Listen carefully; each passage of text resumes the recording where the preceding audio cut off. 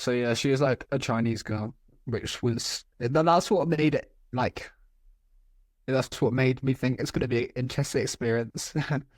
Um, but it also like it was weird, but like not weird at the same time because she was Chinese. I don't know. Um, so yeah, we talk, but like the actual like conversation, it doesn't get the places I want it, but I don't really expect it to. Like, Hold on, not hold really, on. I like, already have questions. Are we talking like her parents are Chinese and she's brought up in England, so she's basically like an English uh, person?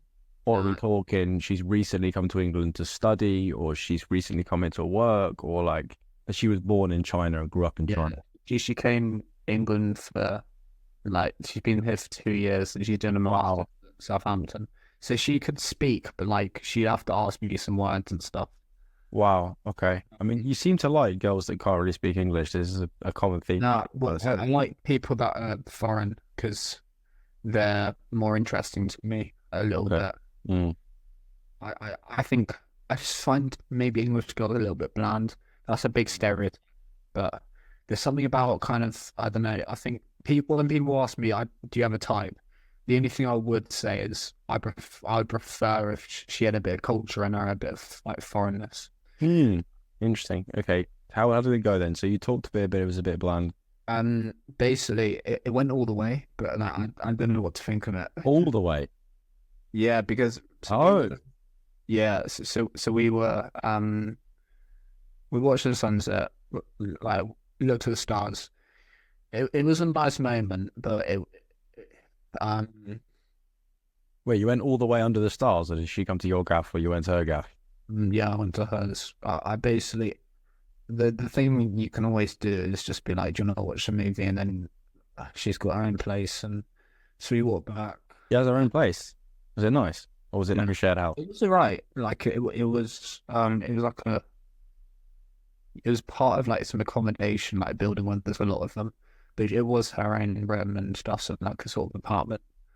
Um, and then after it finished, like I was there at like 3 in the morning, thinking like, What have I done? like how do I feel about this?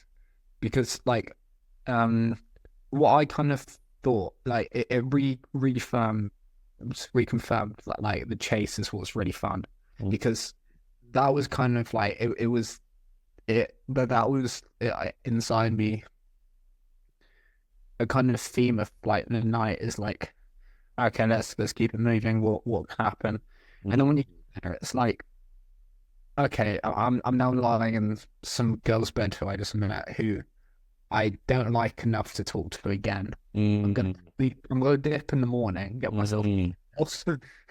well well and then you think, well, was it worth it? And then I think, well, it wasn't not worth it because I managed it was a unique experience. Um there but there were like bits in the conversation that I will remember, like she taught me like some Chinese swear words and stuff like that, some like cool things. But it's just that then you think, okay, the meat was worth it, but then was the actual staying around hers worth it? And I found it really hard because it wasn't necessarily like good, but it wasn't necessarily bad. But this is the thing, Jake, right? There's a lot of angles we can go with this story. It's actually this is a topic that we could discuss a little bit because Mm. isn't it interesting how you like pre the climax of the evening were in one state. You were in a primal, like, this is going to make it sound very weird and animalistic, but I'm thinking from like an evolutionary perspective. Your brain is wired to do do one thing basically, and you're like enjoying the chase, you're enjoying the flirtation in this situation. This is a new person, like you're engaged on like a physiological level because you would be. That's what your biology is wired to do. And then after you've got what your biology wanted, then rational Jacob comes in, the guy that I'm speaking to now, the guy that hasn't been hijacked by his primal conditioning. And then you reflect and go like, did I actually want to do that? But isn't it interesting that there are two different eyes? There's the There's the eye that was chasing and the eye that chased and got its reward and is reflecting on it afterwards. And like they're both you, but they're also not. And like you get that in life with any experience or event that is highly anticipated. Like we're driven to do a thing, achieve a thing, get with someone, like get a certain material good, achieve a certain level of status, and then afterwards, like we're like, oh, well, life does just carry on, and we're constantly like chasing those carrots in it all the time. And like maybe you just got a taste of the carrot and realized it was just a vegetable, and like it's better with hummus. Do you know what I mean? Do you know? I also came to a sort of quite cool realizations. Like everything that has meaning is something that is long term. Mm. Everything that doesn't have meaning is short term. Well, that's instant and delayed gratification, isn't it? You know? Yeah. So, but yeah. So that's when like you're doing stuff in the day. Yeah, everything I do that's meaningful is something that there's kind of you can repeat it again. It's that's the thing that's the thing because I didn't really feel empty. I just felt nothing. Empty's kind of like a bit more. I got Well, empty sounds negative. Empty sounds like something's been taken out of you that you haven't got any more than you previously had. Whereas nothing just feels like it was afterwards you felt like the same as you did before. You know what I mean? yeah that's that. Yeah, I think that's accurate. I think I felt the same as I did before. But It's sort of, I just want to, before we keep going, I just want to expand on what you said about the meaning and long-term connection. If you think about it this way, right? With a lot of things in life, actually getting it, achieving it, doing it, afterwards, there's this dip in positive emotion, isn't there? Because the goal is achieved. You're no longer chasing, right? The joy is in the chase. The joy is in the anticipation. And that's where the meaning is to be found, in that pursuit rather than achievement, right? So if you've got something long-term, something that something that won't be accomplished for 5, 10, 20 years, maybe your entire life, right? Maybe it's an infinite game where the goalpost keeps moving and you can keep chasing. That's where you're going to find maximal meaning, because you're going to be constantly in that state of anticipation and pursuit. And that's where you get most of your positive emotion from. Whereas a lot of instant gratification things, be it hooking up from a dating app or eating cake or playing video games or scrolling on TikTok, right? It's a very quick like feedback system. It's like you pursue the thing and you achieve it straight away, and then there's that dip. That dip comes so much more quickly because it's instant, right? You get instant joy, but also instant retreat back into normality, and actually the dopamine levels dip below baseline. So you get a quick hit, but then a quick like regression into a worse state of mood. Whereas something longer term, right, like building a business, having a family, they are things that take decades. And you're always in that state of pursuit. You're always in that state of chase and anticipation where things can always get better. And therefore the meaning and the positive emotion is more sustainable. Do you get what I mean? yeah, I think the best way to put it is like it's an unlimited game. Mm. Something about that. Yeah, well, that was Simon Sinek's. I don't know if you know, but that's actually his book. I think it might have been a whole book in itself, or been featured in one of his books, of the idea of finite and infinite games, and how in life you want to play infinite games. And Peterson has talked for years about the fact that pretty much all of your positive emotion in life comes from moving or perceiving yourself moving towards a long-term positive goal. And that's when you feel good, is actually the moving towards it, not the achieving.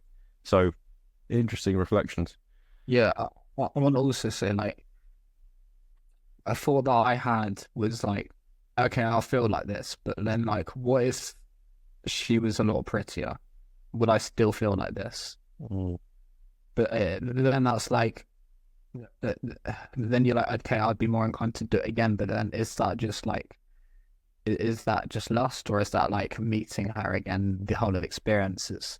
It was a really confusing one. I didn't know what to do after that. Mm. Uh, So you were just lying there staring at her ceiling in the dark, I was there bro. like 3 a.m. just like yeah, thinking to myself. But this is good because you're going and having experiences in the world, and like you've got the depth of self-awareness to actually like learn shit from it. I Yeah, feel like a lot of people would just pursue something, get it, then don't feel like great afterwards, but they don't like think, oh, they don't know why. they don't literally take a moment to just go, why don't I feel good right now? Surely I should feel good, or like, why do I not feel good, or do I want to repeat this again? Like that level of self-reflection isn't there for a lot of people. She was clearly a nice person. You had a nice evening. You know, what I mean, you watched the sunset, the stars came out, and you had a good time, right? You satisfied some primal urges and gave each other a big spike of serotonin. And maybe that's all that there needs to be, and maybe that's okay.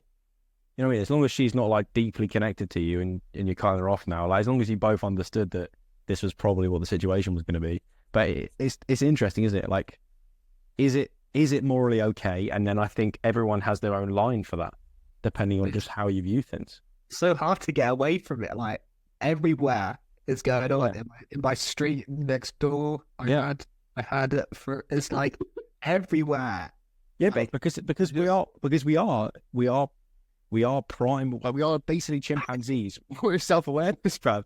If you think about it this way, like if we were in the rainforest and we were a tribe of chimpanzees, and you ended up going and watching the sunset with a female chimpanzee, bruv, the likely thing is because of your hormonal and neurochemical drives, you would just end up fucking, and that's how it works.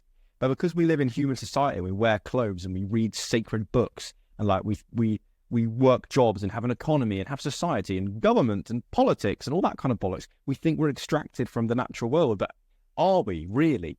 You know, just because you have things like contraception, like the contraceptive pill and condoms and shit, like we can do that kind of stuff. But imagine if that didn't exist. Like you are in a way. I feel like there's a part of every man that has a little streak of Genghis Khan in them, right? There's just like you had that drive of just like, right, I am gonna procreate, or I'm gonna spread my seed, and that's because that's what your genes do. So it's like, why do we now have this big frontal lobe in our head that makes us question, oh, is that okay? It's so because a chimp doesn't fuck a random female and go, I wonder if that was morally right, because I feel a bit empty now. But that doesn't happen. So it's one of the weird parts of being a human.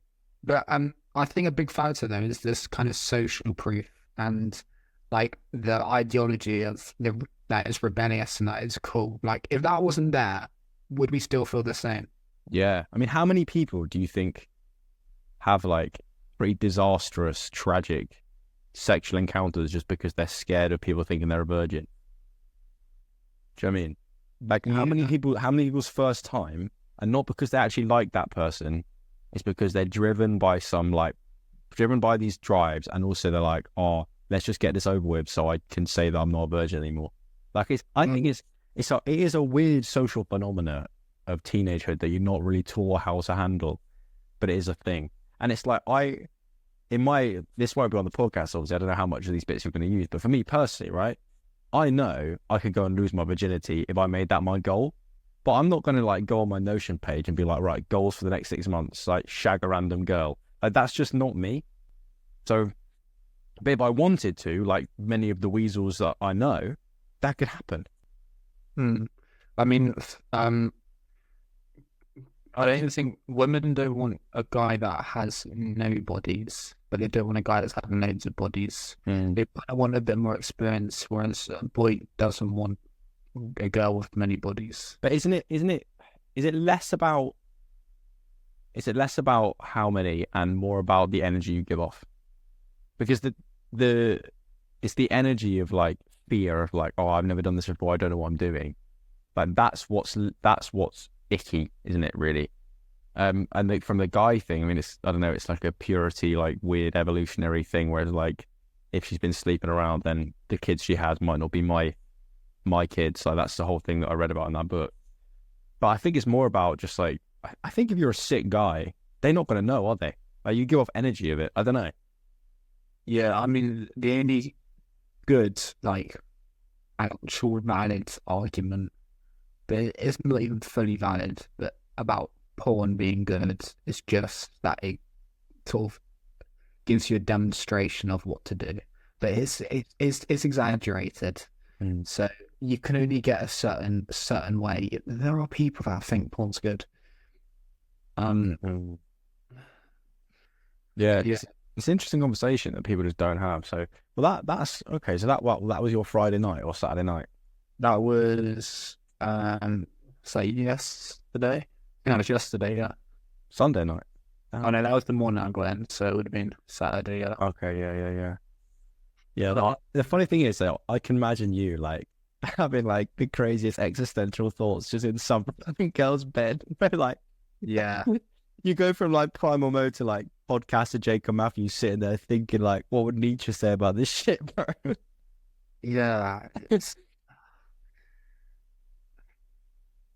It was the weird experience. I haven't had it in a while, so it I think it was just kind of I just questioned, is this is this what I'm doing right? Why do I feel the need to do it? And kind of like um it's just I think the thoughts of you, the conversation with you talking about Loic did come into me as well. It's like a maths like controlling thing, and it's is this just me being programmed and acting on it? As Yeah, well? yeah. But yeah, that's interesting, isn't it? How much are we just infected by our biological drives in any context? Why do I, when I'm driving back from a basketball camp, want to buy fruit pastels from the service station? That rational Joel doesn't want to do that. So actually, like, the last few times I have, and this time I was like, nah, fuck it, I'm not doing it. I just stomped out the WH Smith, like, fuck you, like, but yeah, like, and also, isn't it interesting that you 2 years ago would have had the same experience and probably not thought about it whatsoever? You would have just got up the next morning, bought your meal deal, and thought you were a great lad. Like, you're becoming more morally aware, which is also an interesting thing to think about. Yeah, but there's a pivot thing, but sort of same thing like the Joey Diaz thing where he's like, most people dead or nothing. Yeah. Like it's so fucking true. Yeah. Like everyone our age, I just realize that's like that's the higher power. Well, not power, but that's the higher motive that everyone's striving towards. Oh yeah, bro. Yeah. No, well, not everyone, but like that kind of excitement. That's what people bond across. I like a lot of it is sort of social status. I slept with that person. Yeah. And also like apart from that, that's the only risk people take. Is they risk, well, if some of them don't even take that risk, but a lot of people risk rejection. But then there's things that like reduce that risk, which is alcohol stuff like that. But apart from that, people don't take risks. And then I came to the conclusion that like it's not that there's anything wrong with a lot of these people, because they're just being, and they're not doing anything wrong, stepping out, trying to take a risk. But then there's nothing right. There's nothing necessarily right about them, because that's the opposite result of risk. Okay, I've got so many thoughts in my head. It goes back to the book I sort of got fascinated about like about a year ago now, The Denial of Death, where he talks about human beings having an animal part of their psyche or an animal self and like a higher self, a higher part of your psyche, and his argument that we develop sort of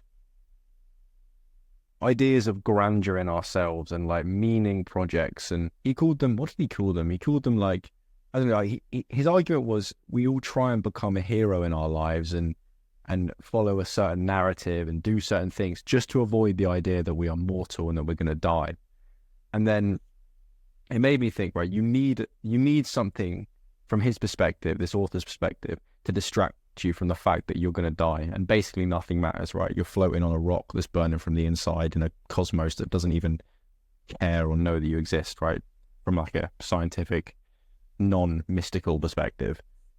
And if you don't have any higher meaning or any ideas of higher meaning in your life, if you're not aiming up and you're not aiming to do something remarkable, like you don't really have a hobby that you want to get good at, you don't really care about your job, you don't have a family yet to look after and provide for.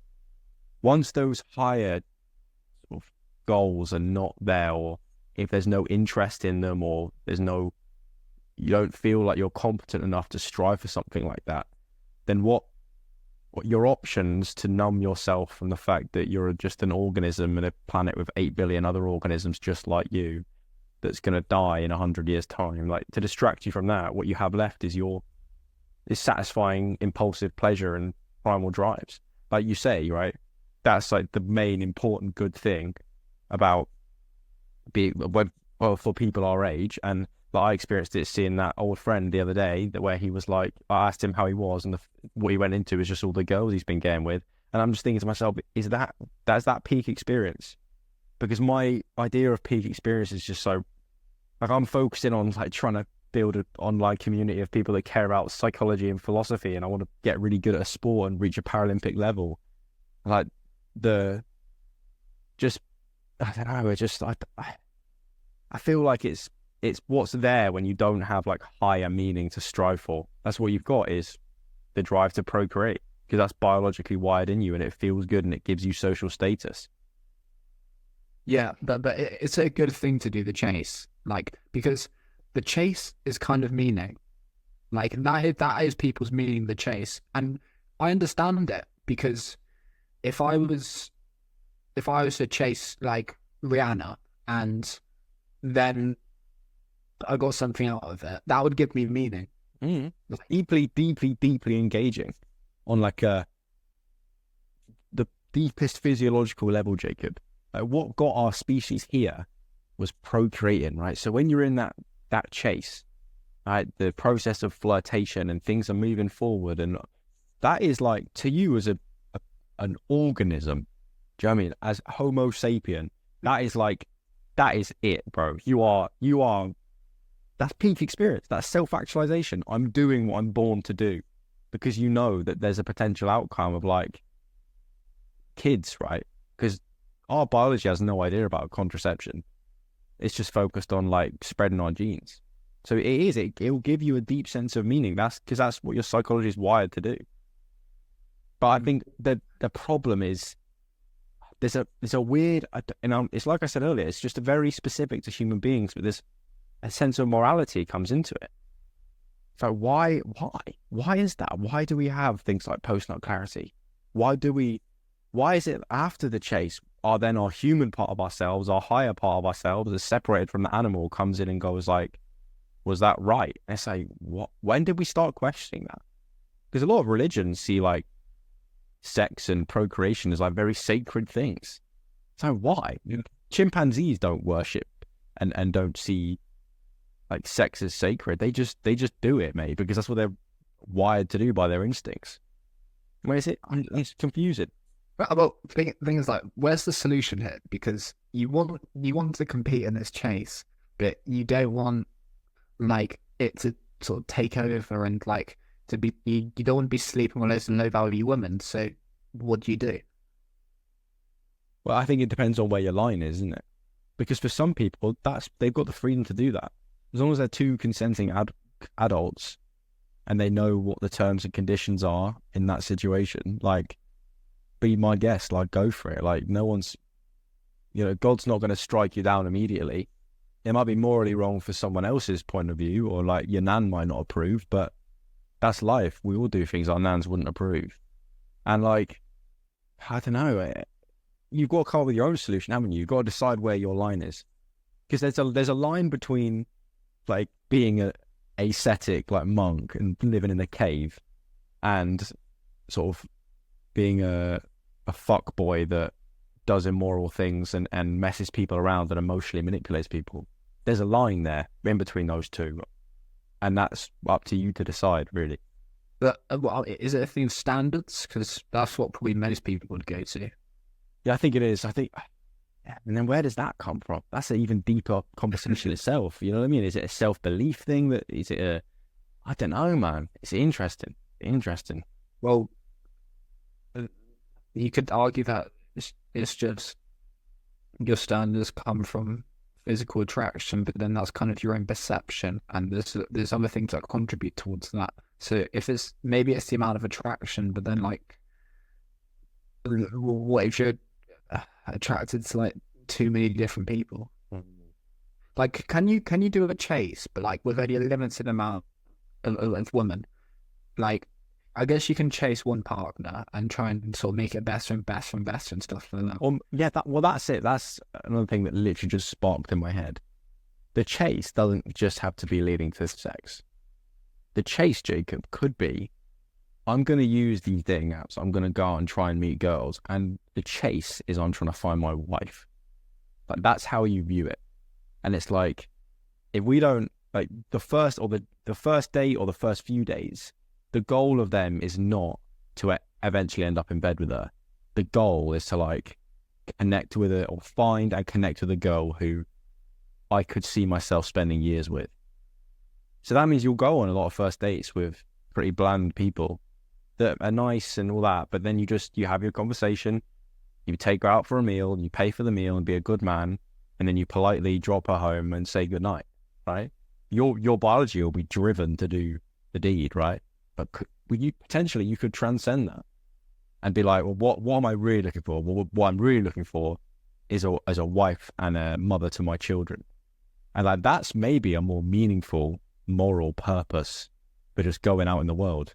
But it's one that is a path less traveled by everyone our age. So it's going to have a level of social, maybe socially ostracized if people hear about that's what you want to do. Like, imagine us being 19 and going, yeah, I'm looking for my wife. Like, that sounds stupid because no one's saying that. So I don't know. It's an interesting idea, isn't it?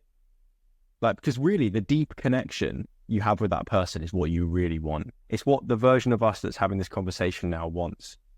Like, it's almost like our higher self beyond our animalistic drives wants deep connection with another human being.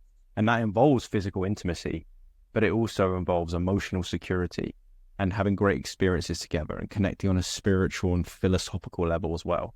And that, finding a girl like that, well, that's a harder challenge. Maybe the hardest, like, dating or romantic challenge.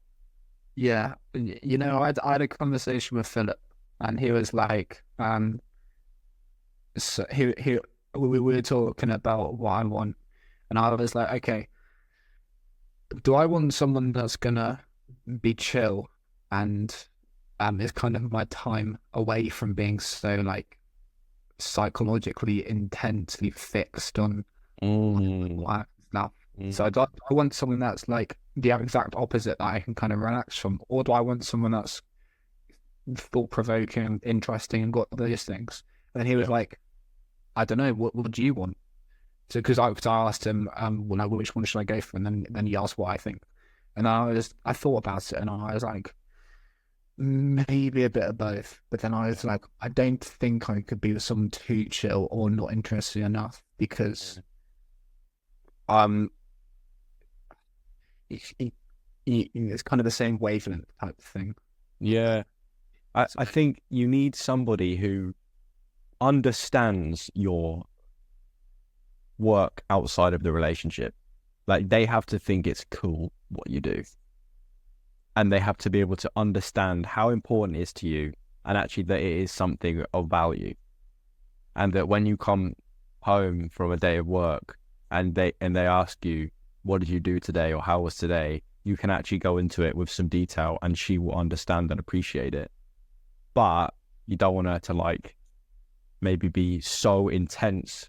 Like, you wouldn't want like a female version of me, because then let's say we go and record a podcast, it's like an intense 2 hours, and then you go back home, you want to be able to debrief it a little bit, but then you don't want to just have that for another 3 hours. Do you know what I mean? Like, I think times with me and you, we can joke around in that, but when it's intense, it's intense. So I won't want that all the time. But yeah, it's an interesting, I mean, I think we can use some of this in the podcast. I think you'll have to cut and mix and match some bits, but yeah, getting like vulnerable on a personal level now, because I don't care, because, you know, on the internet, people have heard about my granddad giving me salmon and mashed potato and, you know, all kind of weird shit about my life. And I am looking for a girl who understands the mission, who I can have a good conversation with about life, that I'm also attracted to, and that sort of shares similar values to me and like what's important in life right now. And I'm like, at 19, what percentage of girls around their age are like that? Like 0.01% or something ridiculous like that. I don't think they're going to be on dating apps. They're not going to be really in the gym. They might be. I mean, I don't know. They're not going to be on a basketball court. Like in my head, I'm like, where do I find that person? And actually, a mentor of mine said to me the other day, I reckon you're going to find someone when you go abroad and go traveling. Like once you've got the resources to do that, I'm going to be on some ayahuasca retreat in Peru, and she's going to be there. But I'm like, God, am I holding out for that for so long just because I have these weird standards of what I can live with? And I'm like, well, if I drop my standards and try to invest in someone else or someone different, will I just find myself getting hijacked by lower drives that aren't really true to my values? You know, it's a really interesting situation that I think a lot of guys and girls like us will be feeling, because if you want genuine, like the kind of love that Frank Sinatra would sing about at this age, you're rare, and that is the position I'm in. Yeah. But there's also a part of like experimentation as well that I think you need to do. It's like, yeah, I think we probably just both haven't been on enough dates, and I think both our future wives are somewhere in Bali on a beach or a coffee shop, and but then I quite like, it's quite like an insecure thought, but like I think sometimes that like am I valuable enough to then like am I a valuable enough man to go on the dating market now, or should I wait out? Should I wait out to when I'm valuable? Well, the thing is, I don't think we're not husbands now. Do you know what I mean? We're not at that level now, for sure. And it's sort of a weird idea that again terrifies me, and you can get a little bit insecure about. Is like, let's say I did meet a girl like that in the next week or so. Would I be ready to be the guy that she'd be attracted to? That's a very interesting question. So when you say about like going and just like experimenting or whatever, maybe I do need to just like be on the dating apps, and because I'm like, my social skills are good, I can do it. Like it would just be a bit getting over the awkwardness and just like adjusting to a different social situation. But like, do I get it? It sounds so bad, right? But just practice on like because flirting is a skill, and building connection with people is a skill. But then it's like, is that morally right again? It comes back to these weird questions. But yeah, I mean that's what it was for me. It was literally practice. what? It showed me like kind of how bad I was at the start of the date and how I did get a little bit better. Yeah. And well, think about it this way, right? From your perspective, it's great because you had a nice time. You got some experience and practice in inverted commas, and she had a good time, right? So that's great. But also, imagine if she knew that the way you thought about it was just that it was practice. I think that's where the moral argument comes in. It's just like, is that a nice way to view a human being that has their own life? And like, if they don't know the truth, I think it depends on honestly on what her intentions were, isn't it? You know, but like, because she's lost out about like, that's a big loss for her, the game for me, because like that's now another person added to her list that have like no longer had like some meaningful out of. And for me, if you don't mind me asking, her vibe to the situation, because you must have picked up on things as you were talking throughout the evening and stuff. Like, was she there because she liked you, or was she there because she was just on a date with a boy on a Saturday evening? Like, was it about you? Because if we're looking at it from that morally questionable perspective, that it wasn't really about her necessarily, like who she is as an individual. It was about, this is like a nice situation that I'm learning from for the future. Did she view you as just like, she probably came with a similar perspective. This is a guy that I was initially attracted to on face value on an app that I'm going to go and interact with, but like, she didn't really care about Jacob Matthew.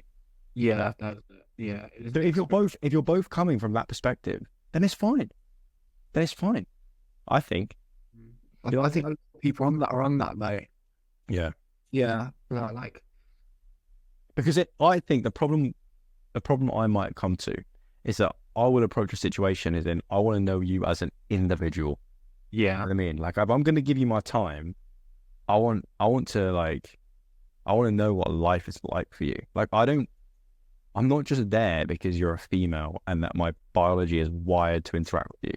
Like, I want to learn about how life is through your eyes. Like, tell me about the movie you've been watching through your eyeballs for the last 20 years. And that's just guys our age are not coming in from that perspective. But maybe, again, it's a mindset, low self-confidence, insecure thing of me thinking that that's not what girls want, because there will be girls out there that will find a guy like me interesting, you know? I think I guess it comes down to your approach. So if you did approach it like that, then you're more likely to get what you want, and it's less likely to be a regrettable thing, and therefore you are still following your drive, but maintaining that is that you want. So I think that's the whole sort of solution to all of this. Mm. Yeah. Yeah. Wow. That was just a random story you had from a weekend that we've now talked about for 40 minutes. We'll see. Yeah. Yeah. But this is how we have therapy, mate. This is how young men have therapy. Is they pretend to have a podcast and then they come on Zoom and like talk with each other about life, mate. Yeah, it's very interesting. Like the podcast hour, it's just like interactions in daily life are like a two, and then this just shoots up. Yeah. Just because we're on the Zoom random. Honestly, when I was working, when I did that like shift at Coffee One, the one-off one, all the staff there were saying that they try and avoid talk with the customers because they'd rather get through their shifts and sort of avoid the small talk and stuff. But yeah, I think there's a part of people that just don't really want to talk. Yeah, man. It's tough, isn't it? I mean, yeah. In a way, we are each other's therapists because we're so close as friends, right? There's no filters, there's no judge. Like, I can come on here and say whatever I want. You can come on here and say whatever you want. We don't have biases. Like, we're not trying to compete with each other. Like, it's such an open space to just go through things that you wouldn't have an opportunity to go through. How much of our growth in our like emotional awareness and in our mental health is because of the fact that we have friends like each other that we can just talk shit about, like with, like you telling that story and us going into it on like that deep, like weird, like philosophical level. Like, it's so odd, but it's also it feels like what we should be doing. So, John, share one of your points. Yeah, I'll pivot. Let's pivot. So last night, yesterday it was a long day of traveling, mate. We woke up in Birmingham in a hotel. I had a shitty sleep, bro. The kind of sleep in a hotel where you lay there for 8 hours, but like you don't know how much you've slept. You're like awake for half an hour, asleep for half an hour. The room's really hot, the bed's uncomfortable. So I just woke up feeling like ass. Dragged myself into a cold shower, got caffeinated. Like, went to Weatherspoons and had a massive like pile of pancakes and hash browns and fried eggs and stuff. And then we went to this training day that I was helping out with. So it's 4 hours of training, and it was good training. It was fun. It was a lot of scrimmaging, and I really enjoyed it. I did. And then it was a 3 hour drive home, and I was just knackered. And usually when I come back from away days and stuff like that with a lot of travel and training, I just come in, maybe watch YouTube for an hour or two and then sleep. I just numb my brain because I'm so tired. But for some reason, this time was different. It's like I got out of the car when I parked up back in Brixham, and there was a nice stillness to the world. I hear the sound of seagulls. There was no breeze. The sun was starting to set. So I looked up on the weather app and I was like, what time is the sunset? 9 o'clock. I'm like, it's 8 o'clock now. Okay. And I was like, okay, I'm going to go put the sauna on. So I went, turned the sauna on. And while it heated up, I sorted my bags out, sorted through my washing and unpacked and stuff. And then I had like a 20-minute sauna session, really good, like 60 degrees, like not too hot. Sweated out a little bit, stretched in the sauna, and my body felt great. And I had this clarity of mind already. And I was like, I want to go sit on the balcony. So I had a ginger beer that I'd put in the freezer, put some ice in a glass, and I went out onto the balcony, and there was still this peace. And it was like that photo that I sent you summed up so well. I had the drink in hand, the sun was setting, there was peace, and I had like aesthetic 1950s, 1960s music going on, perfect evening music, and I just watched the sun go down. I sent that message to you, and I sent a really cute message to my grandma about how grateful I am to have grandparents like them and how much I've appreciated being here. And it was such a joyful experience. It kind of encapsulated the same emotions that I had in Sardinia when I was lying on the beach and seeing the sun go down, but I was having it in my own hometown. And I felt so grateful to be there. And these were the reflections I had. So I've got three. I don't know how many we'll have time to go through. But the first one was, I think you can, like, your happiness it swings, right? Your mood swings depending on things that are outside of your control, like how much sleep you got, or someone insults you and that makes you feel bad, or you get physically hurt, or just like, there are so many things trying to sway your emotions, right? And I think your mood is like a pendulum swinging from good to bad all the time, right? We have those fluctuations, but I also think you can raise the baseline. And what I've done recently over the last 2 months is I think I've raised the baseline, Jacob, because I still have difficult moments.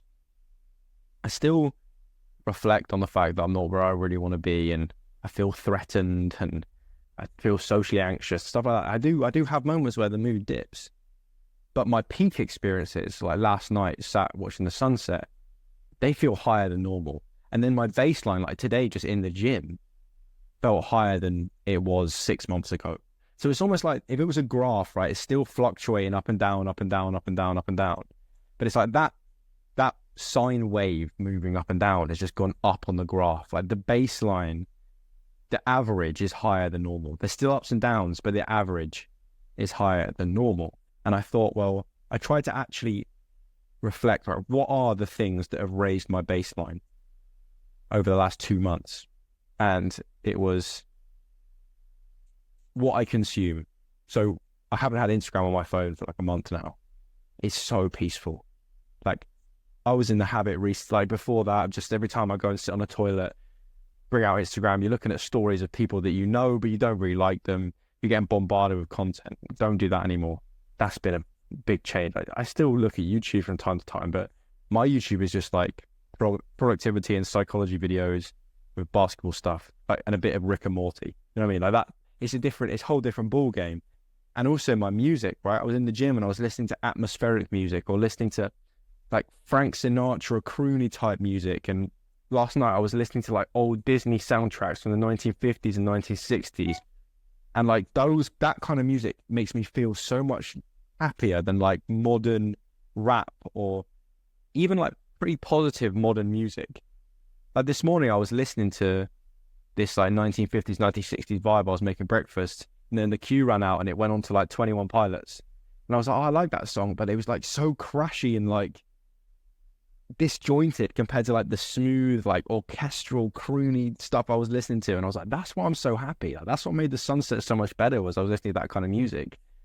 Also, being more present, right, which also links to not having social media and stuff, and noticing the small things that are so beautiful. And I've got examples. I've got a great example of this from today, that on a normal day when I was in the gym, 6 months ago, and I'd been listening to like rock and rap and whatever, and I'd be like in my like, we're gonna lift weights, angry, like grunting state, rather than this floaty, like atmospheric music state that I was in today, I wouldn't have noticed it.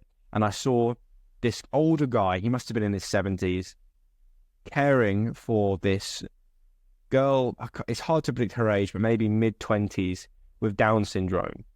And he was like taking her through a whole workout in the gym, like helping her do the different exercises, making sure she was safe on the treadmill. And she looked so happy, so happy. And because I was in this like calm, happy state, and I wasn't like thinking about my enemies while I was training, I was just like looking around me in a deep state of presence. I noticed just how wonderful that is. And there is a lot of negativity in the world. A lot of bad things happen, and the news and the media will try and bombard us with all of that. But you have to, I think, to raise the baseline of happiness, you have to train your mind to see the things that are so excellent that you wouldn't usually recognize if you're just in autopilot, just like that guy and that girl with Down syndrome in the gym today. And so that's what I realized. What you consume is essential. Music, media, news, the people you're around, like that, I think, causes like a huge proportion of where your happiness baseline is. And then also then being present and being actually paying attention to the beauty that is around. But I'll end my rant there for now and see what you think. I just got to listen to Frank Sinatra, man. It is, man. It is. It's almost. I'll just say this last bit because this is an important point I made. When I was on that balcony looking at the sunset and I was watching the seagulls glide through the sky, and all I could hear was my music and the sound of the birds, and there was no wind, and then the stars came out and I was watching the planes fly and flash in the night sky. I realized that when you get past, when you stop thinking obsessively, when you're not anxious and you're not worried about something, you're not trying to be in the past or the future, like you're in that happiness state where you don't want to be anywhere else, there is a deep stillness to the world. I feel like when I was sat there on that balcony, I was in a state of what the world would be like if all the human noise and anxiety and pain and hate and fear wasn't there.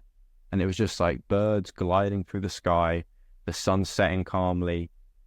And I was like, if you can train your mind and work on how you view things, you can reach a stillness that is there, but is often painted over by all the noise. Like time stands still. It was. Like there was no time, mate. Because the seagulls don't look at watches and check calendars and have meetings on Zoom.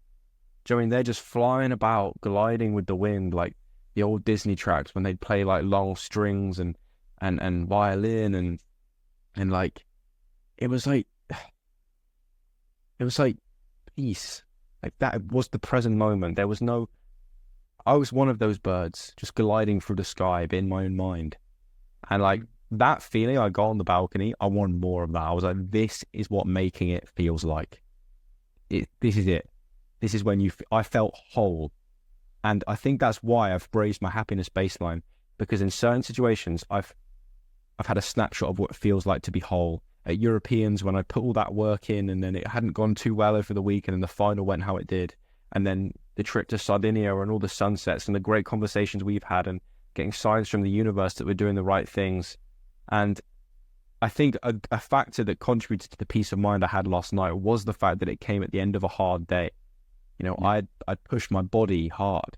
I've got like 5 blisters on my fingers from those 4 hours of training. I was there helping out an under-18 England Central team.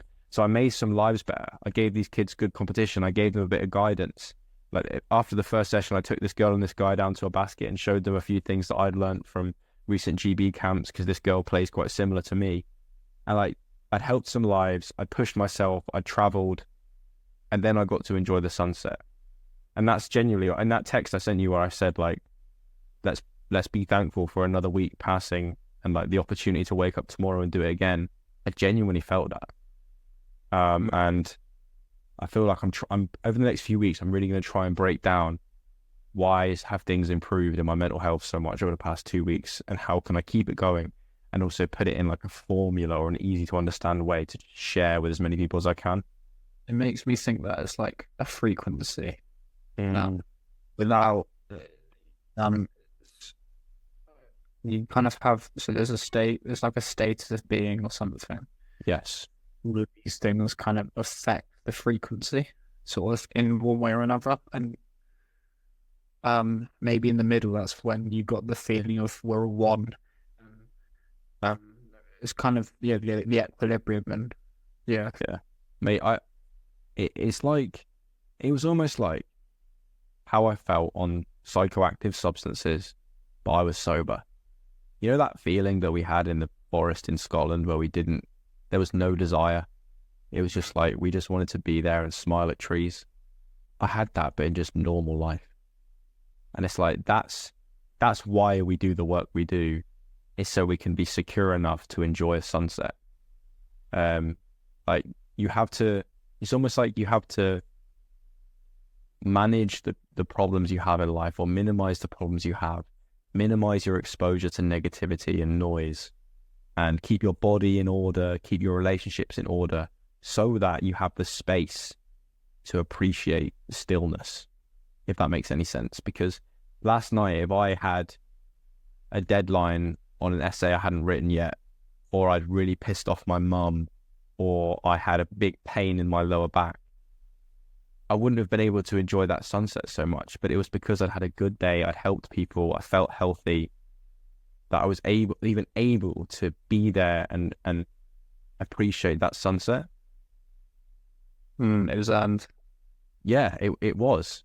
And that's why it felt so beautiful. And the music thing is something that I really do think I'm going to adjust. Like, my songs on Spotify are full of an eclectic mix of stuff, but the sort of upbeat's the wrong word, but the more like, I don't know, like, let's say, I can only put it in a weird scientific term, but the music that stimulates my like sympathetic nervous system, the one that raises your heart rate and gets you like ready for action, I'm going to save those for like basketball game days and training camps and stuff. Like, my daily life, I just want to be listening to like smooth, orchestral, just beautiful music. Like, I'm going to send you right now, and I want you to try this music out over the next few days and tell me what you think. Like, put it on an evening, or go for a walk in the evening and put this on, because this was just exactly like, you might think I'm crazy, and if it is that I'm crazy, do tell me. But I'm interested to see what you think, because it's like almost like I wonder what time would have been like back then. Imagine the years when Sinatra was in the charts. You know what I mean? What was life like back then? And that, I think it's something I'm going to ask my grandparents when they get back, because that was when they were teenagers and stuff. I like it. Yeah, man. Yeah, I will listen to it. Because I feel like this is the new era that I'm in. Because I realized, and I know I'm talking a lot, but I feel like this is good therapy for me. Was in that state on that balcony, I was too happy to give a shit about any of the things that usually make me emotionally disturbed. I was like, I've got a GB camp this week with players that a year ago, if you told me I was going to go to a camp with these guys, I'd be terrified.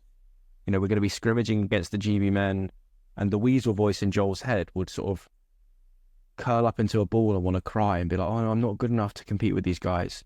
And like, I'm just too happy to give a shit. I'm just going to go and play basketball.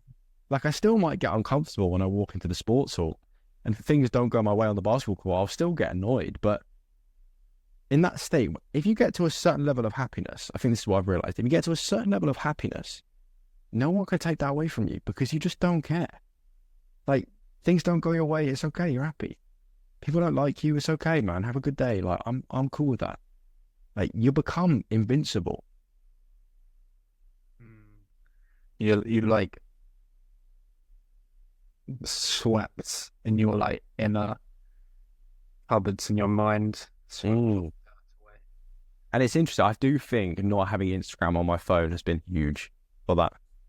Huge. It could be, it's hard to know, isn't it, the direct factors that have linked to things, but it's definitely something, because my mind is not cluttered with other people's bullshit that I don't care about. And it's like the sacrifice of like, you don't know what's going on in people's lives, and I can't boast about the things that I'm doing online, and like, I'm not kept up with people's current events as much as I should, in inverted commas. The sacrifice in that for the joy of just getting away from the noise, I think, is probably worth it. There's always like some stir of distraction to take you away from you. But I think about this way, Jacob, right? The people that we truly want to be like I think not even about people that we look up to that are still alive in the modern day. I think about people like Marcus Aurelius.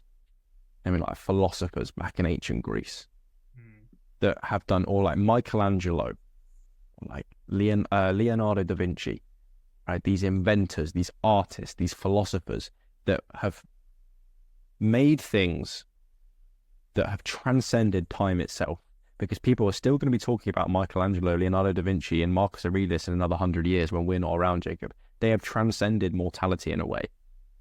They weren't checking Instagram, bro. Like Marcus Aurelius was not caring about what like Phineas the Third in like 200 BC was doing. Like whenever, now when was Marcus Aurelius around? I don't know, but he wasn't caring about what the neighbors were doing. Do you know what I mean? There weren't people in his era taking pictures of their breakfasts and putting it on Instagram. Like he didn't have all that noise. He was focusing on being the what was he? Was he Empress of Rome? I think something like that, right? He was like a big leader in his society, so he'd be focusing on that, and Michelangelo would be working on his sculptures and his paintings. Da Vinci would be thinking about inventions and like do you know what I mean? But people who did grand shit, like really the highest meaning possible that transcended time itself, their minds would be so clear. Do you know what I mean? Yeah. Yeah. There's something I read today and that was like, welcome to you. Like, there is a hyper focus just on your own life. And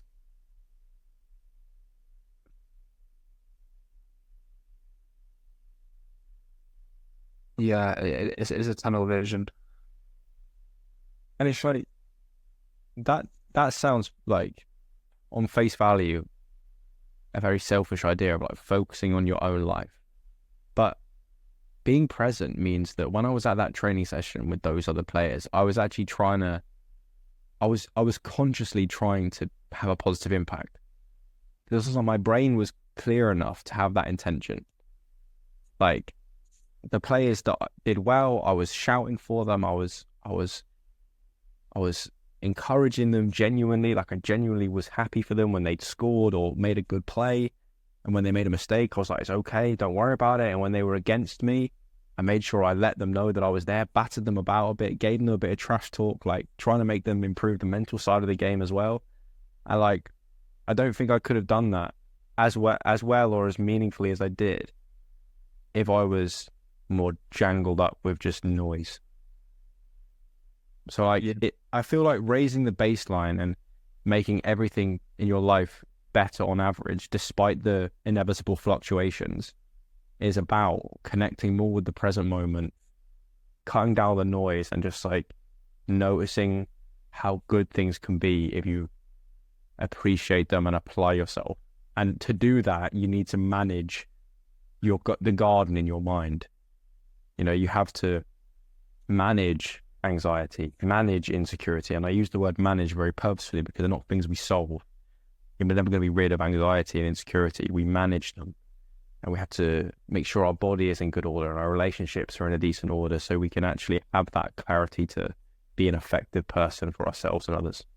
Yeah, like you want to make your energy the best it can be. And these things distort and distort your energy. And that's kind of put it out into the universe. And the universe doesn't it's going to give you back probably the same energy that you put in. And I think that's kind of what you experienced. You put some good energy and you receive some good energy. And you know what excites me to the core, Jacob? It's the fact that I don't think there's an upper limit to that. Like, I think you can keep on raising the bar and raising the bar and raising the bar on how good you can feel in life. Because life is tough. Like yesterday, physically it was draining. I didn't sleep very well. I had to drive for 3 hours. You know, it's not tough as in like I'm not in Nazi Germany tough, but it was challenging. But it was like good challenging. And as much as life is challenging, you can, with work and discipline and putting things in order, you can make life in our situation, in the Western world, you can build a life that is so deeply enjoyable. It is possible. And I don't think there is a clear ceiling for that. I just think it can go up and up and up and up and up. And like you say, your energy can just get better and better and better. And maybe that's what being enlightened is just continuing to raise your frequency and improve how you positively engage with the world and how you affect people. You know, like I think you can be a guy where people meet you and they remember you for a year. just because of the way you spoke to them and the energy you had and your body language. And I'm nowhere near that point, but what excites me is that I can visualize a version of me that is that guy. And it just comes from, it's just like, I feel like in the past month, amongst the improvements to my happiness, the universe has whispered in my ear, just keep going. Just keep going. And that's why I've had very inspirational conversations with you about the potential of this podcast and the things that you're doing. And it's different. Like you're in a tough spot, and that's what that video you put on the podcast channel was communicating to me. But it's just like I've been whispered in my head, like keep going, because on the other side of what we're doing, Jacob, is thousands of sunsets, man. Me and you on balconies with cold drinks, with our kids playing in the living room, like it's a reality. It is. Yeah, they say, yeah, it's the goal that the dragon's hoarding. Oh, it is, isn't it? Yeah, and you are that hero that has to go and slay the dragon, because no one's going to do it for you. You know, and not only do you get to enjoy the gold, but the great part of that story with St. George and the dragon is he brings the gold back to the village. So everyone benefits. That is what your life is. Your life is a story. Like that is the best way to view your experience, because it makes everything so much more magical. Like we as human beings from the age of 3, 4, 5 years old, we are fascinated with stories like Disney stories like Beauty and the Beast and The Jungle Book, and when we get older, it's things like Harry Potter and superhero films, and there's so much religious fascination with stories of Jesus and other prophets from any religion and any part of the scriptures. And it's like, you are that person. You can have that life. Yeah, okay, you know, things in animated children's movies aren't objectively real, obviously, but like in a symbolic manner, you are a hero. There are challenges in your life, and if you overcome the challenges, you can bring back the gold for yourself and the village. That is true, in my view. That's how life feels anyway. You know? Do you agree, or am I just waffling?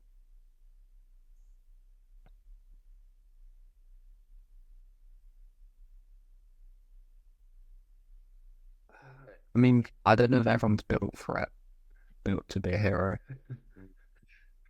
Yeah, that's a can of worms, to be fair. That's a can of worms. Just because society's like somewhat fucked up, um, you can try and be a better hero. But that's why you need to escape, bro. You need to go on your own journey, bro. You need to be Bilbo leaving the Shire and going to fight the dragon, you know, like. And in a way, everyone's dragon is different. Even the people that drag themselves through soul-destroying jobs to make money just to live and provide, like that still, in my view, can be viewed as heroic. If you drag yourself to a job that doesn't really give you a higher purpose, just so you can pay for your kids' food and get them school uniform and buy them a nice gift on their birthday, that is heroic in a way. You're still taking on the dragon and getting some gold. Yeah, it's like Peterson recently spoke about adding responsibility correlating with meaning. So it's still not responsibility. Yeah, because being the hero is not easy. Like, it's in Harry Potter, for example, it'd be a lot easier to be a side character that isn't involved, that doesn't have to fight Voldemort, that just goes to Hogwarts and gets the qualifications. Like, but no one remembers whoever was in Hufflepuff in 3 years below Harry Potter. But do you know who you remember? You remember Harry Potter because he fought evil, mate. He was like 13 years old and he was fighting a massive snake underneath the castle with a sword, bro. Like, his life was tragic. You know what I mean? I don't know, like, it's not, life shouldn't be easy or happy. That's not what life's about, actually, for me, anyway. Life is about having an adventure. And on that path, like, when I was sat on that balcony last night, it was deeper than happiness. Happiness, that word, no word, but that word doesn't do it justice.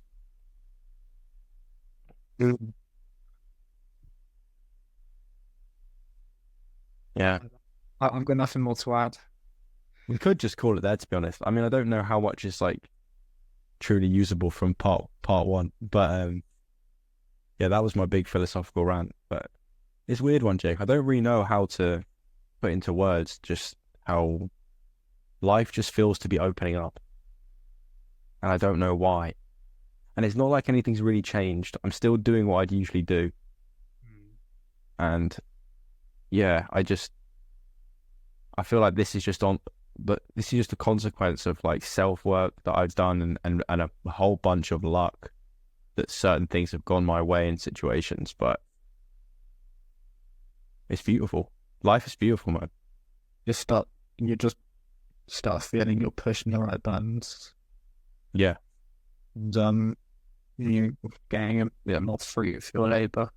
yeah, yeah. And I think it is that formula of like today is good, and I know that I'm going to a good place as well, maybe an even better place. And I know that once I can bring the people that have supported me on the journey with me and bring everyone else up too. It's like everyone's baseline can be lifted.